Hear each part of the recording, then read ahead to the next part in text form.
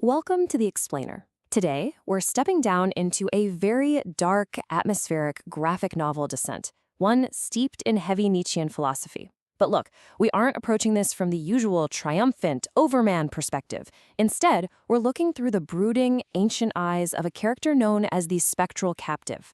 We're going to unpack a grim, gothic fable about why the human spirit sometimes absolutely craves the very weight that holds it down. Let's just drop right into the abyss with the captive's chilling warning. People love to talk about the vitality of life, right? As if it's this inherently beautiful thing. But to our captive, that vitality is nothing but a predatory wind howling through the ribs of the dead. He warns us that what we call freedom is actually a gruesome Unbindung, a horrific untying. It literally strips away everything that holds you together, leaving you shivering in a complete and lawless void. Section 1. The Interlude. A diatribe of the shadow. So the captive calls himself the Ghost. He is the phantom who is quite literally aghast at your so-called liberation. You see, he views his own soul as a haunted house, one built on a bedrock of iron memory. He actually says he would rather lovingly polish his former shackles until they shine like jewels than drift as a nameless wisp in a vacuum that has absolutely no memory of his weight. He desperately needs that resentment. To him, it's his ultimate anchor. And this sets up a brilliant contrast between the captive and those who eagerly chase liberation. Think about the voluntary herd, climbing higher and higher toward these peaks of freedom. But the air up there, it's way too thin for breath. Following the death of God, these seekers just become broken instruments with no hand left to play them. But the domesticated captives? They get it. They realize that in a dynamic, predatory present, the ruins of the past are the only true shelter left.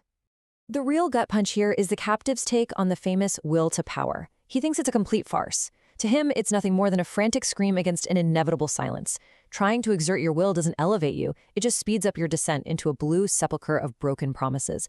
It's a devastating, intensely pessimistic inversion of everything we're taught about self-empowerment. Section 2. The Diatribe Inversion Parables. Let's look at how two vastly different paths fail under the exact same weight. Take the master weaver. He just submits. His Weltschmerz, his deep world pain, is the realization that intellectual mastery is nothing but a window into the existential void. He doesn't fracture, he just becomes an exposed instrument, perfectly reflecting heaven's silence. Then you have the hero, Siegfried, who chooses to struggle. He shatters his anvil, completely convinced he's breaking his chains. But in reality, he's only destroyed the one tool that actually gave him form. Let's trace that downfall. By seeking to become the Übermensch, Siegfried first destroys the one constraint keeping him grounded.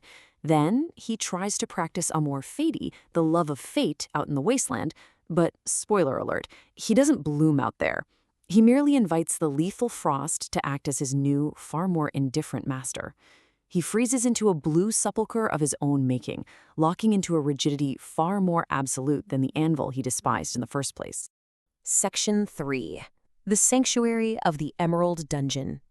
Now, not everyone tries to fight the frost in the wasteland. Consider the psychological regression of certain travelers who are wise, yet totally terrified.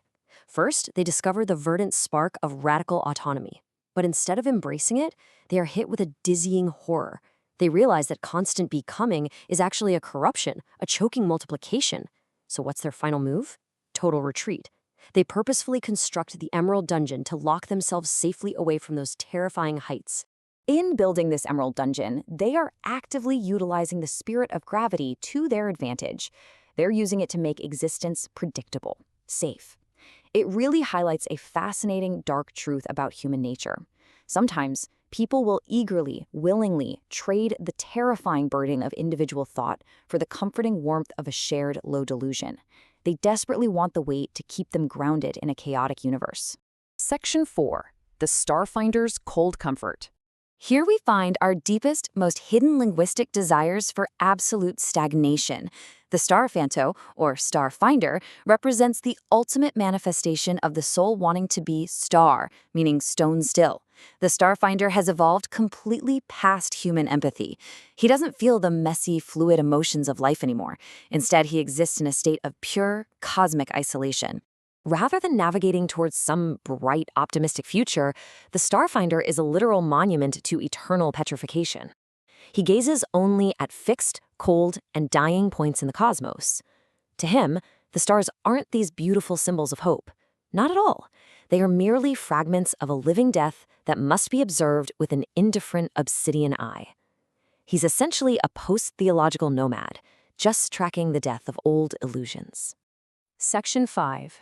Critical Analysis, the Spirit of Gravity. And here is a devastating philological plot twist hidden right in the language itself. The spectral captive points out that the very German word for paralysis, Star, is the actual root of the word for expiration or death, Starben. It proves there is literally no escape from the spirit of gravity. The ice of fate is just gravity rendered as a physical landscape. When you seek paralysis to escape the chaos of freedom, you are linguistically and quite literally welcoming death. The spectral captive speaks with the heavy wisdom of the anchor here, summarizing the ultimate triumph of gravity. You see, the fluidity of life is viewed as a threat that absolutely requires rigidity to manage. Whether you submit to the weight like the Weaver, or you struggle against it like Siegfried, the struggle only increases its crushing force. Whether you choose solitary grief or the collective herd immunity of the Emerald Dungeon, every single path leads to voluntary petrification. Ultimately, the Starfinder stands as gravity's greatest triumph. He didn't just find an anchor down here on Earth. He turned the entire cosmos into a collection of unmoving objects.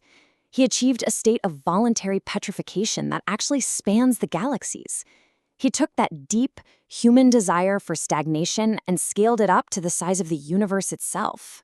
Which brings us to a really haunting realization about the nature of our own desires as we stare down into this philosophical abyss. When you look at your own constraints, your own daily routines, your own refusal to step into radical autonomy, is the crushing weight of gravity really your enemy? Or, deep down, is it actually the only true shelter you have from the existential void? We'll leave you with this final, provocative thought straight from the shadow of the captive. Rest now. The weight is not your enemy, but the stone that grants you peace. Perhaps the vitality of life is vastly overvalued. Perhaps the stone-still silence of eternal petrification really is the only sanctuary we have left.